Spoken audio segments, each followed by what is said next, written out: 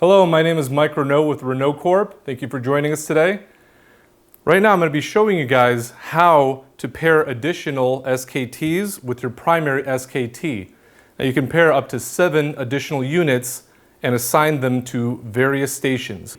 Now the main benefit of doing so is to utilize the transfer function. What this does is basically, once you have a completed timer on your SKT for your cook station, you can have the option to transfer that over to your hold timer and automatically start the timer on that unit.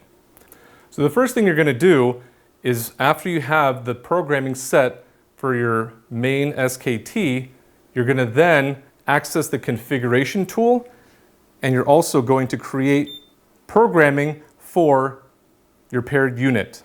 So first we're going to connect to the configuration tool. We're also going to make sure that on our primary SKT we select the connected mode. Also select master. Now connect to the configuration tool as you would normally.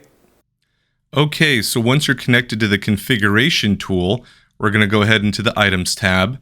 So this is all assuming that we've already set up our cook timer. So say we add a hold timer to our hold station, hot hold, cold hold, what have you.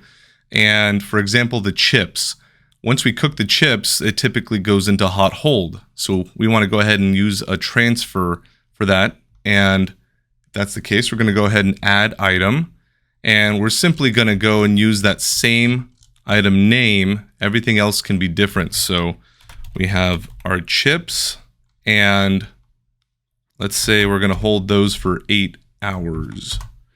And after 8 hours, we're going to go ahead and remove, well, let's do remove and discard. There we go. We're going to go ahead and select our icon, which in this case will be the chips once again, and we'll do hot taco bar for our group. Otherwise, you can select non-group. So again, the only thing that needs to remain the same to be able to transfer the item is the name. You can have a different icon, obviously different hold time than cook time, and different message. So we're going to go ahead and save that. And the next step, so we have our cook timer right here under devices. We're going to create a new device. Now this is going to represent our hold or freshness timer at the hot bar that we're going to be using with our chips.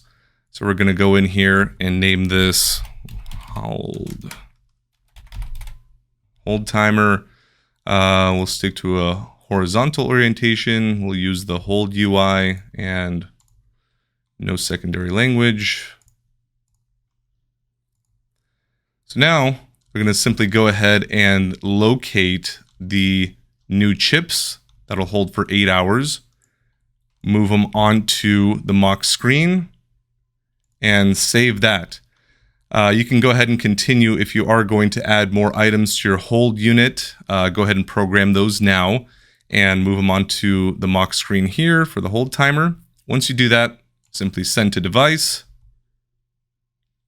and you are good to go. After you have created the programming, you will now tap Next on your primary unit. This will land you on the pairing screen. You will now go ahead on your secondary unit, tap Next, and select Connected mode. Next, you will tap Slave. Once you select Slave on your secondary unit, you should see on your primary SKT your secondary unit. Once it pops up, tap Pair. You should receive notification on your secondary SKT once pairing is complete. This can take up to 2 minutes depending on how large the configuration file is on the primary SKT. That file will be transferred wirelessly to the paired unit. There's no need to program the paired unit or any other additional units, as the configuration will be taken from the primary SKT. On your secondary device, you will receive a notification that pairing has been completed. Once paired, tap Next on both screens and go ahead and select the appropriate station on both units.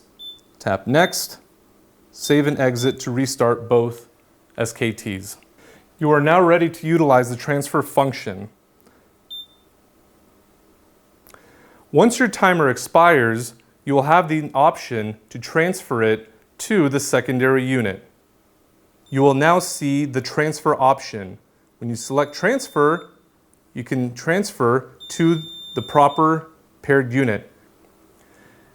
You will now see that the timer for the transferred item starts on your secondary unit. So now you have your SKTs paired.